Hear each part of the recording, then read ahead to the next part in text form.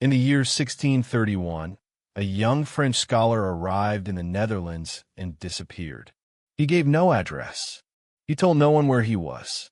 He wanted only one thing: silence and time to think. His name was René Descartes, and the questions he asked in that silence would change the world forever. Descartes liked to stay in bed late. He said his best thinking happened in the warmth of his blankets, when his mind was still half dreaming. One morning, watching a fly crawl across the ceiling, he had a sudden thought. I could describe exactly where that fly is using only two numbers: its distance from one wall and its distance from another. That moment gave the world the coordinate system, the X and Y axis still used in every mathematics classroom on Earth. But Descartes had a deeper problem. How do I know anything is real? How do I know I'm not dreaming right now? How do I know an evil demon is not feeding me false experiences?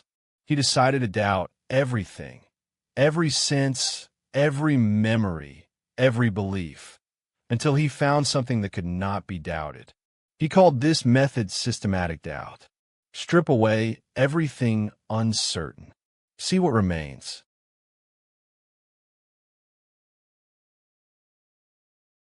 Descartes was equally a mathematician.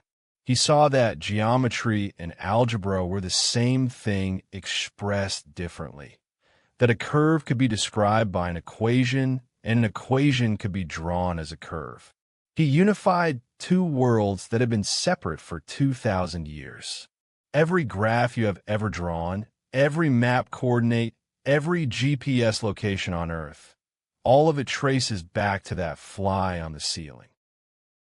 After doubting everything he could doubt, Descartes found the one thing that could not be doubted.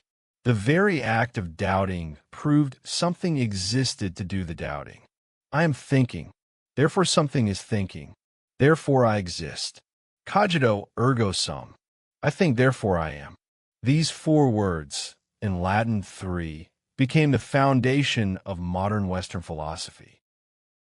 From this foundation, Descartes rebuilt the world. If I exist as a thinking thing, and if I have the idea of a perfect God, then that perfect God must exist, for a perfect being would not deceive me. And if God is not deceiving me, then the world I perceive is probably real. Step by step, from a single unshakable point, I think, therefore I am, he reconstructed reality.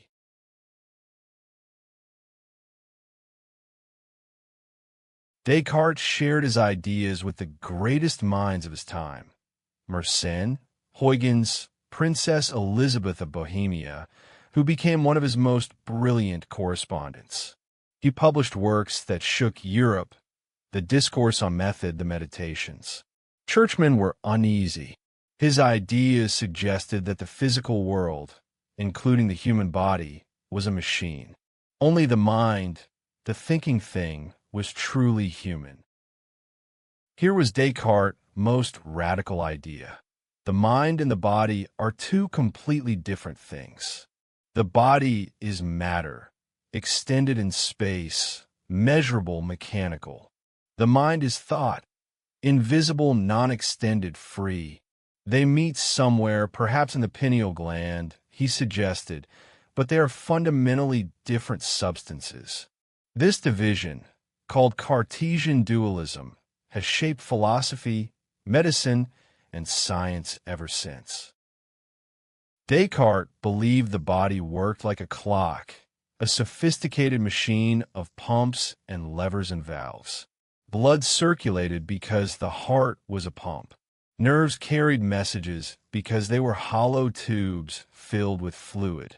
He was wrong about the details, but the idea that the body could be understood mechanically, scientifically, without invoking mystery, opened the door to modern medicine.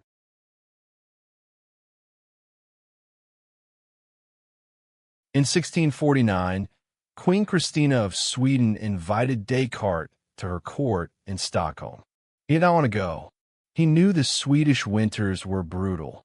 He had spent his life sleeping late and thinking in warm rooms. But the Queen was insistent. She wanted philosophy lessons at 5 in the morning. In the dead of winter, Descartes obeyed. It was a fatal decision.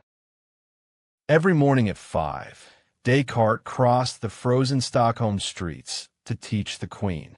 Within weeks, he caught pneumonia. The cold had broken a body he had spent a lifetime warming. He died on the 11th of February, 1650, at the age of 53. His last words reportedly were, "So my soul, it is time to part." He left behind a body of work that transformed human thought. Not just philosophy, but mathematics, physics, optics, meteorology. He tried to explain everything: rainbows, the movement of planets, the nature of light. He was wrong about many things, but his method, doubt everything, build from certainty, trust reason, became the foundation of the scientific revolution.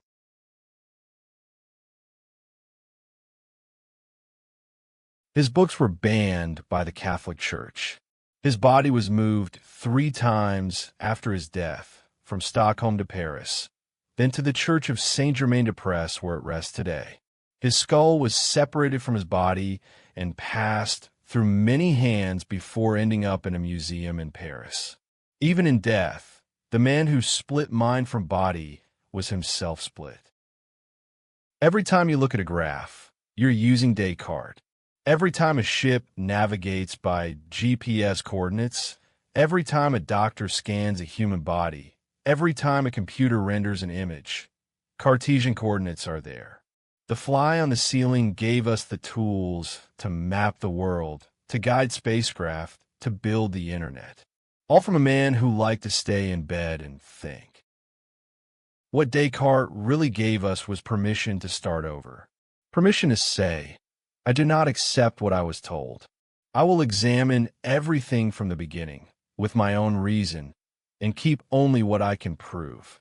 That act of intellectual courage, doubt everything, is the spirit of the modern world. Every scientist who questions an old theory, every philosopher who challenges assumptions, they are all his children. He spent his life alone, moving from city to city, refusing permanent attachments. He said he needed freedom to think. He had one child, a daughter, Francine, who died at age 5. He wrote that her death was the greatest sorrow of his life. The man who doubted everything could not doubt grief. The most human things, it turns out, cannot be reasoned away. I think, therefore I am. René Descartes, France, 1596 to 1650.